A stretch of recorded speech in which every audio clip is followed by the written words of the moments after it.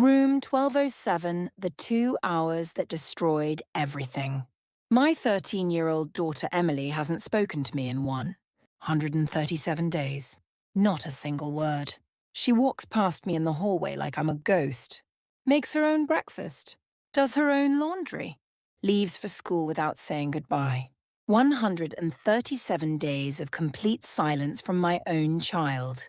And it's all because of what she found on November 4th at 6:47 in the morning, when she picked up my phone thinking it was hers. Room 1207, that's what the notification said. Thanks for staying with us at the Marriott downtown. We hope you enjoyed your visit, but I wasn't on a business trip. I don't have business trips. I'm a stay-at-home mom who volunteers at the school library and makes organic lunches and drives carpool. Emily stared at that notification for exactly 12 seconds. I know because I was watching from the kitchen doorway, frozen, a spatula dripping pancake batter onto the floor. Then she looked up at me, and in that moment my 13-year-old daughter's eyes changed, the way she looked at me. It wasn't anger. It wasn't confusion. It was recognition. She knew exactly what that hotel notification meant. Because 3 months earlier, her best friend Madison's mom had left. Madison's dad for a personal trainer.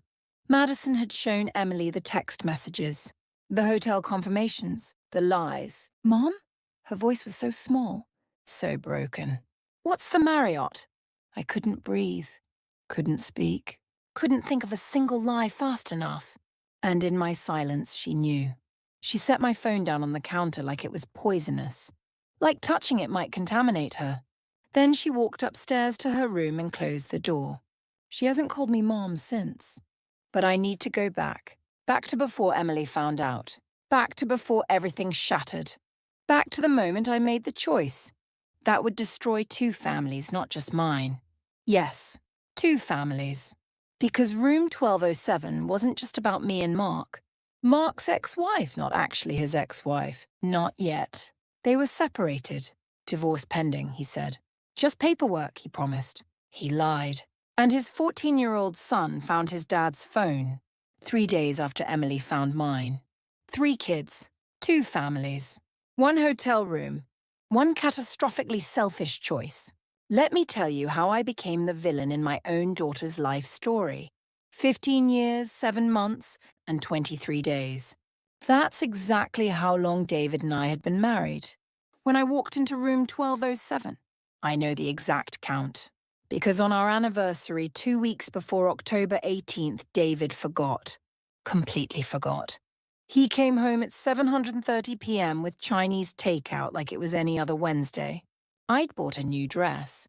Navy blue, the color he once said made my eyes look like the ocean. I'd made reservations at Francesca's, the Italian place where he proposed. I'd even bought lingerie. Actual lingerie, not the cotton underwear. I'd been living in for the past decade. Happy anniversary, I said when he walked in with the greasy paper bag. He stared at me, blank, completely blank. Then oh shit. Is that today? 15 years, 7 months, and 23 days, and he forgot. He didn't even apologize properly. Just said, we'll do something this weekend, and turned on the TV. We never did anything that weekend. Our love life? Let me be brutally specific, because I want you to understand how dead we were. Every Wednesday night, 10:32 p.m. right after Jimmy Fallon's monologue, David would roll toward me, his hand landing on my hip, with all the passion of someone reaching for the TV remote. You awake? 6 minutes and 47 seconds. I timed it once on my phone while staring at the ceiling. Every single time, almost exactly 6 minutes. And 47 seconds from start to finish. Same position. Missionary. Always. When I tried to change positions once, David said this is easier and rolled me back over. No foreplay, no kissing, no looking into my eyes. Just mechanical movement until he finished. Rolled over and fell asleep within 90 seconds.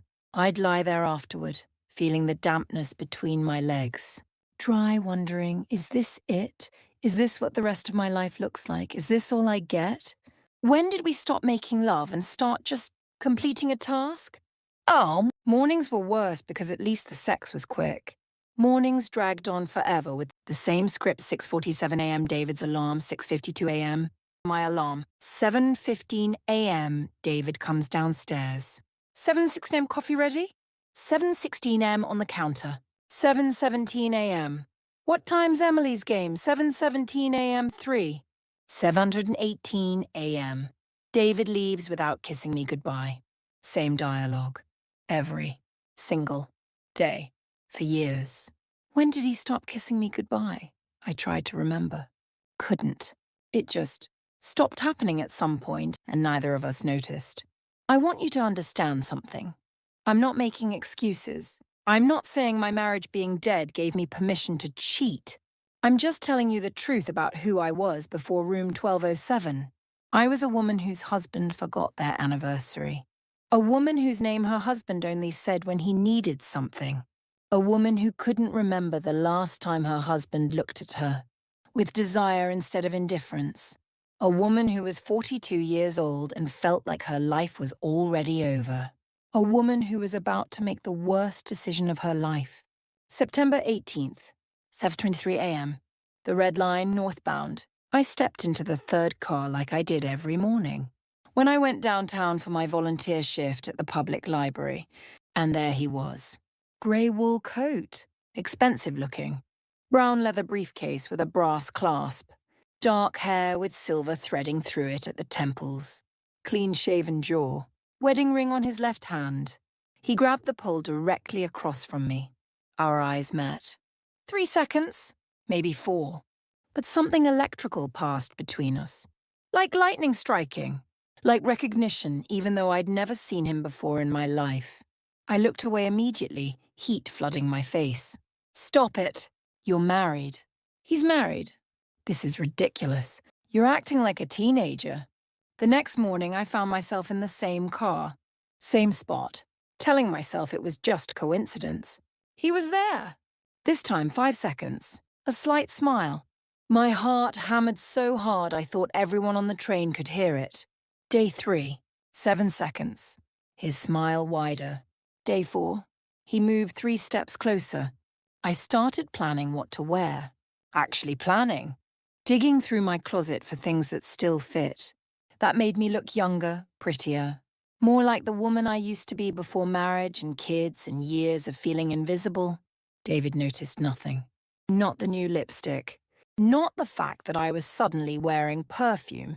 Not that I'd joined a gym and was going at 6 a.m. before the train. But Mark, I didn't know his name yet. But I'd learn it soon. Mark noticed everything. October 2nd. The train lurched at Lake Street.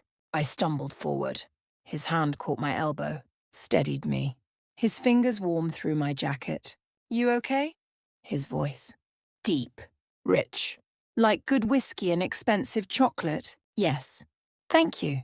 You know, he said, still holding my arm, his thumb.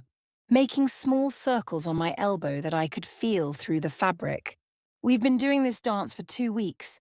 The looking. The almost smiling. Maybe it's time we stop pretending. My throat went dry. Pretending what? That we don't want to talk to each other. Say no. Mention your husband. Walk away. This is where you stop it. I'm Mark. Jennifer. There's a Starbucks at Washington. You get off there, right? I've noticed. He'd been watching me.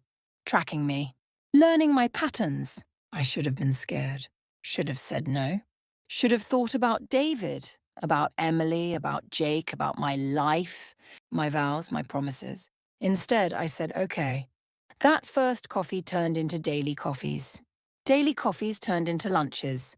Lunches turned into texts throughout the day. Thinking about you. That meeting you mentioned, how'd it go? You looked beautiful this morning. That blue sweater matches your eyes. David hadn't complimented me in 3 years. I'd counted backward once, trying to remember. 3 years since he'd said I looked nice. Mark said it every day. I saved his contact as Michelle PTA in my phone. Started deleting our text conversations every night. Bought new underwear, nice underwear, matching sets. This is just friendship. Just talking. Nothing physical. I'm not doing anything wrong. But I was I knew I was. Because I was lying, hiding, planning, imagining, and wanting. God help me, I wanted him. November 3rd, 2:47 p.m. I was folding Jake's soccer jerseys when my phone buzzed. Mark, I need to see you. Not on the train. Not at Starbucks. Really see you. My hands started shaking. A red jersey slipped through my fingers onto the floor. Mark, I've fallen for you, Jennifer. Tell me you don't feel it too. Tell me I'm imagining this. I sat on the edge of the bed. My marriage bed. The one where David rolled away from me every night after 6 minutes. And 47 seconds of mechanical sex. This is the moment. This is where you stop. This is the line you don't cross. The Marriott. Downtown. Tonight. Room 1207, 7 p.m. Just to talk. Just us. No lies. No pretending. Just us. I stared at that message. You have 2 children. You have a husband. You have a life. You have everything you're supposed to want. But do you? Do you have a life? Or do you just have an existence, a role, a function? When did you last feel wanted? When did you last feel seen? When did you last feel like anything other than someone's wife, someone's mother, someone's unpaid personal assistant? My fingers moved. I'll be there. I was going to a book club meeting. He didn't even look up from his phone. Yeah, okay. I'll order pizza for the kids. I drove downtown in a trance. Every red light felt like the universe screaming at me to turn around. Every green light felt like permission to keep destroying my life. The Marriott lobby. Marble floors. Crystal chandeliers. A piano player in the corner playing something soft and sad. Mark stood by the bar. Dark jeans. Black sweater. No wedding ring. You came. He looked almost surprised. Like he thought I'd back out. I almost did. I shouldn't be here. But you are. We got a small table in the darkest corner of the bar. He ordered whiskey. I ordered white wine I couldn't taste because my mouth was desert dry. Tell me about your marriage, he said. Wrong question. Right question. The question that made everything that followed feel justified in the moment. Dead. It's dead. We're just going through the motions for the kids. Your husband's an idiot. You don't know him. I don't need to. Any man who doesn't see you, who doesn't appreciate you, who doesn't wake up every day grateful that you chose him, he's an idiot. When did David last say he was grateful for me? When did he last really look at me? What about you? I asked. You said you were divorced. Mark looked down at his whiskey. Swirled it. Separated. Divorce pending. It's complicated. Separated. Not divorced. But I didn't ask more. Didn't want to know. Wanted to believe the version where this was somehow okay. I got us a room. His voice was quiet. Careful. 1207. I'm not assuming anything. I wanted somewhere we could talk. Privately. Without? He gestured around the crowded bar. Room 1207. This is it. This is the moment where you become the person who cheats. Or you become the person who walks away. Let me use the restroom first. The bathroom was white marble and gold fixtures. I gripped the counter and stared at my reflection. 42 years old. Small lines around my eyes. Grey hairs I covered with expensive dye. A body that had carried 2 children and showed it. Who was I kidding? This man, this handsome man with his expensive coat and his compliments and his desire, what did he see in me? Maybe that was the point. He saw me. Period. He looked at me like I existed. Like I mattered. Like I was more than just a function in someone else's life. My phone buzzed. Mark, no pressure. If you want to leave, I understand. But I'm in 1207, waiting, hoping. I looked at my wedding ring. Gold band, scratched and dull after 15 years of dishes and laundry and life. I thought about David at home, probably already asleep on the couch with ESPN on, pizza boxes on the coffee table. I thought about my life. The same routine. The same conversations. The same everything. Forever. Is this all there is? Is this all I get? I typed, I'm coming up. 12th floor. The hallway stretched forever. My heels on carpet sounded like gunshots in the silence. Room 1207. I knocked. Soft. 3 times. The door opened. Mark stood there backlit by the city lights through the window. He'd taken off his sweater. White t-shirt. Jeans. Barefoot. Hi, he said softly. Hi. Come in. Or don't. Your choice, Jennifer. Always your choice. I stepped inside. The door closed behind me with a soft click that sounded like the end of one life and the beginning of another. I can't tell you every detail of what happened in that room. Some things stay between the walls where they happened. But I can tell you this. For 2 hours and 33 minutes, I felt alive. For 2 hours and 33 minutes, I felt wanted, desired, seen. For 2 hours and 33 minutes, I wasn't just David's wife or Emily and Jake's mom or the volunteer library lady or the carpool coordinator. I was just Jennifer. Just a woman. Just someone who mattered. It was selfish. It was wrong. It was devastating. And in the moment, I didn't care. 8:47 p.m. I reached for my phone to check the time. The screen lit up. 53 missed calls. 31 text messages. My blood turned to ice. All from David. Where are you? Book club doesn't meet on Thursdays. Jennifer, answer your phone. I called Susan. You're not at book club. Where the fuck are you? Emily is crying, asking where you are. Emily. Oh, God. Emily. My hands started shaking so violently I dropped the phone. I have to go. Right now. I have to go. I threw on my clothes. Couldn't button my blouse right. Couldn't find my shoe. Makeup smeared. Hair a disaster.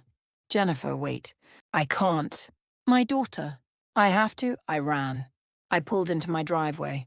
Every light blazing. Every single light in the house on. But before I could even turn off the engine, the front door opened. Emily stood there, still in her school clothes, her face streaked with tears, her eyes red and swollen. She was holding my old phone. The iPhone 11. I thought I'd lost 3 weeks ago. The one I'd been using for Mark's messages before switching to my new phone. Time stopped. No. No, no, no, no, no. David appeared behind her in the doorway. His face looked like stone.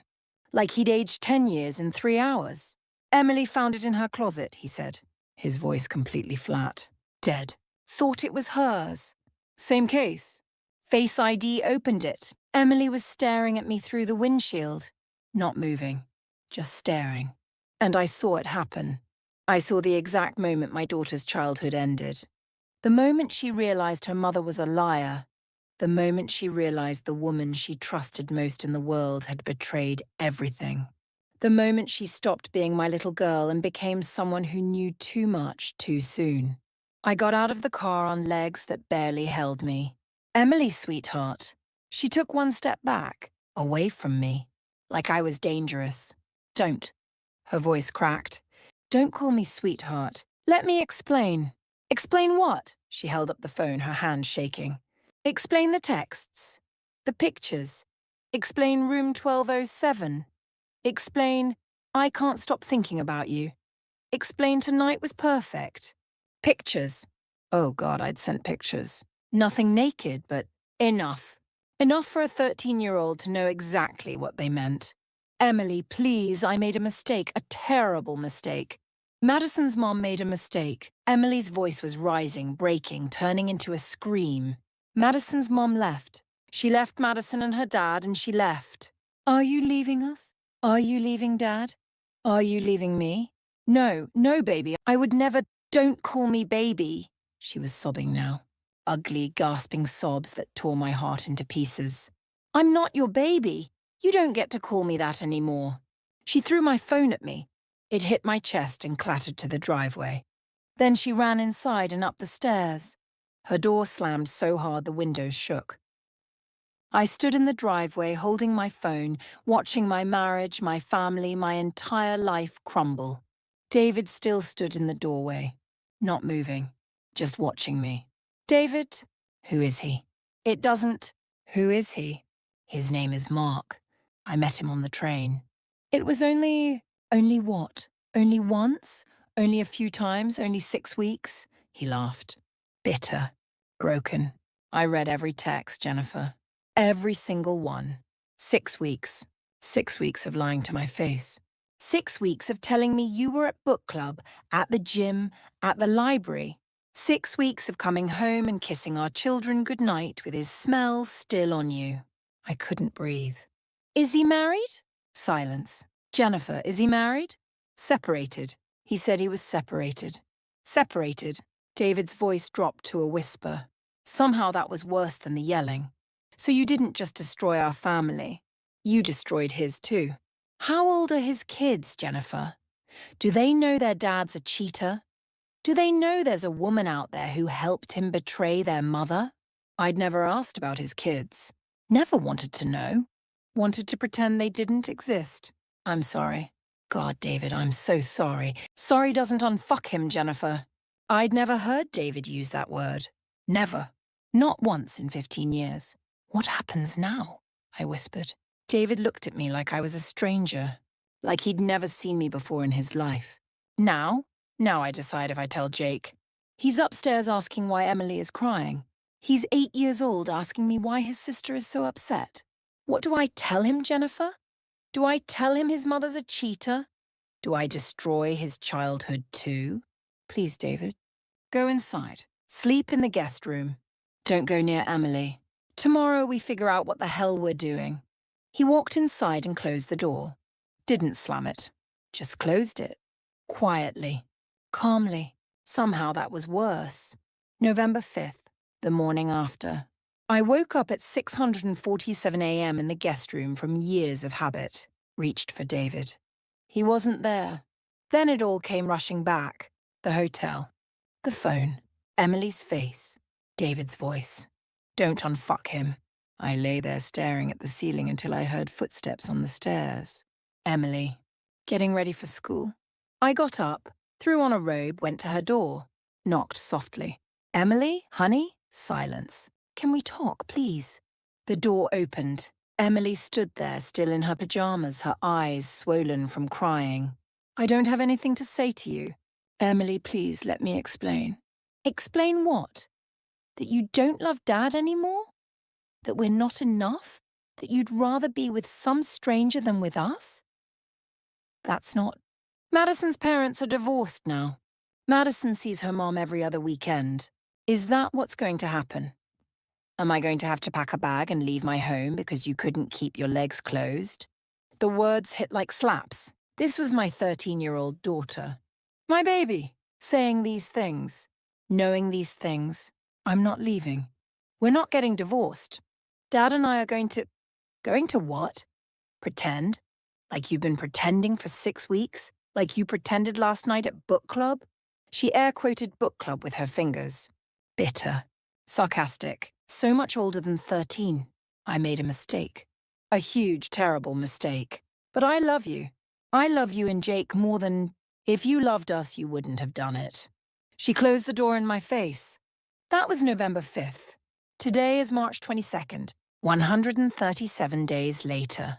Emily still won't speak to me. Not one word. She makes her own breakfast, does her own laundry, asks David for everything she needs. Permission slips, money, rides, everything. When I try to help, she walks away. When I try to talk, she puts in earbuds. When I say I love you, she says nothing. My own daughter has erased me from her life while still living in the same house. David didn't leave. Part of me wishes he had. Instead, he stayed and created the most sophisticated torture I could imagine. He's civil, polite, functional. We discuss schedules, bills, Jake's soccer, Emily's grades. We don't discuss us. We don't touch. We don't look at each. He moved into the guest room temporarily. 4.5 months now. At night, I lie in our king-size bed alone and listen to him watching TV in the other room. So close. Might as well be on Mars. Jake knows something's wrong but doesn't know what. He's 10. Still young enough to believe his parents when they say everything's fine. But he asks questions. Why is Emily mad at Mom? Why does Dad sleep in the other room? Are you and Dad fighting? David handles it. I'm not allowed to. Those were his rules. You don't get to lie to him anymore. And Mark? I texted him once, November 6th, the day after everything exploded. My husband found out. My daughter found out. I can't see you anymore. I'm sorry. Mark, shit. I'm sorry too. My wife found out the same day. My son found my phone. We're trying to work it out. Good luck. Good luck. That destroyed 2 families. And he said good luck. He was never going to leave his wife. She wasn't his ex. She wasn't even his ex yet. They were separated the way people are separated when they're trying to decide if their marriage is worth saving. And I was just, what, a distraction, an ego boost, a midlife crisis? I traded my family for a fantasy. And now I live in the wreckage every single day. Last week, something happened that changed everything again. March 15th. I was doing dishes when my phone rang. Unknown number. Hello? Is this Jennifer? A woman's voice, shaking, angry. Jennifer Anderson? My blood ran cold. Who is this? This is Sarah. Mark's wife. His wife. Not his ex. His wife. Oh, God. I found your number in Mark's old phone records. I needed to call you. I needed you to know something. I'm sorry. I'm so sorry. He told me you were divorced. He lied. We were never separated. We were in counseling, trying to save our marriage. And while we were in counseling, while I was fighting for our family, he was sleeping with you in hotel rooms. Each word landed like a punch. But that's not why I called. Her voice changed. Got harder. Colder. I called because I need you to know what you helped destroy. I know. Believe me, I know. My family. Not your family. Mine. My son, Tyler. He's 14. He found his dad's phone. Found your messages.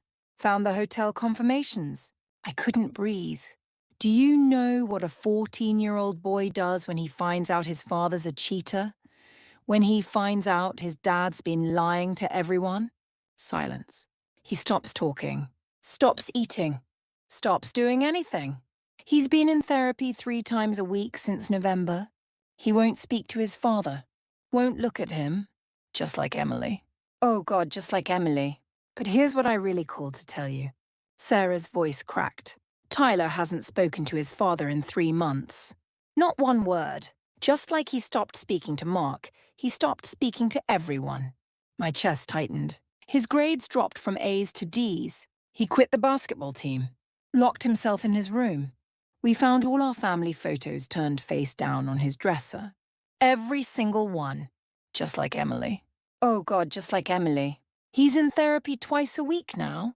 The therapist said witnessing a parent's betrayal makes teenagers question everything. Tyler broke up with his girlfriend last month. You know what he told her? Everyone lies eventually. What's the point? Sarah's voice broke completely. He's 14 years old and he doesn't trust anyone anymore. Not me. Not his father. Not his teachers. Not his friends. A 14-year-old boy who thinks the entire world is built on lies. Because his father lied, and you helped him do it. I slid down the cabinet to the floor, phone pressed to my ear, unable to speak. I just needed you to know, Sarah said. I needed the woman who helped destroy my son to know what your 2 hours of fun cost. I needed you to know that Tyler's in a hospital bed right now, wondering if life is worth living, because his father's affair made him question everything he believed was true. She hung up. I sat on the kitchen floor and threw up. That was 8 days ago. I haven't slept since. Every time I close my eyes, I see a 14-year-old boy I've never met turning family photos face down because his father lied and I helped him do it. I see Emily's face when she realized her mother was a cheater. I see David's eyes dead and empty when he said, sorry doesn't unfuck him. I see Tyler sitting in therapy learning that everyone lies eventually. I see my life, my real life, the one I destroyed for 2 hours and 33 minutes of feeling wanted. I'm writing this because I need someone to know the truth. The whole truth. Not the version where I'm just a woman who made a mistake. The version where I'm a woman who helped put a child in the hospital. The version where my own daughter won't speak to me. The version where my husband sleeps 20 feet away but might as well be in another universe. The version where I destroyed 2 families for a fantasy that evaporated the second reality hit. People ask me, are you and David going to make it? I don't know. He's still here, still sleeping in the guest room, still speaking to me in careful, measured sentences that contain no emotion whatsoever. We start counseling next week. His idea. Not because he's forgiven me, but because of Jake. Jake deserves parents who at least try, he said. Even if one of them is a cheater and the other one can't look at her without feeling sick. Emily might never forgive me. She's 13. This is the age where trust breaks and sometimes never repairs. Every day that she doesn't speak to me, a small part of me dies. Every morning when she makes her own breakfast, ignoring me standing right there, I feel the knife twist deeper. Every night when she says goodnight, Dad, but nothing to me, I wonder if I've lost her forever. And Tyler, Mark's son, the boy I never met but helped break. I'll never know if he learns to trust again. If he ever believes in anything real. If he can have a relationship without waiting for the betrayal. I destroyed his ability to believe in love, without ever knowing his name. So when people say, everyone makes mistakes, or affairs happen, or you should forgive yourself. No, some mistakes don't get forgiven. Some mistakes you carry forever. Some mistakes earn you 137 days of silence from your own child. Some mistakes turn teenagers into cynics who think everyone lies. Some mistakes make 14-year-old boys flip family photos face down. Some mistakes turn you into the villain of everyone's story, including your own. I'm not asking for sympathy. I'm not asking for understanding. I'm just telling you the truth. The real cost of room 1207, the price tag no one tells you about when you're standing in that hotel hallway deciding whether to knock. If you're standing in your own hallway right now, metaphorically speaking, if you're thinking about crossing that line, if you're justifying it because your marriage is dead or you feel invisible or you just want to feel alive again, know this. The feeling lasts 2 hours. The consequences last forever. And sometimes they destroy people you'll never even meet. Tyler, 14 years old, turning family photos face down, learning that love is just another word for eventual betrayal. Because of 2 hours and 33 minutes in room 1207. 137 days of silence. That's what room 1207 cost me. And counting. This is my confession. My truth. My shame. My warning. I destroyed 2 families in one night. Don't be me. The end. Thank you so much for spending time with me today. Your support, your likes, your subscriptions, they're what keep me going. They give me the motivation and passion to bring you more of these stories. Please press the subscribe button and leave a like.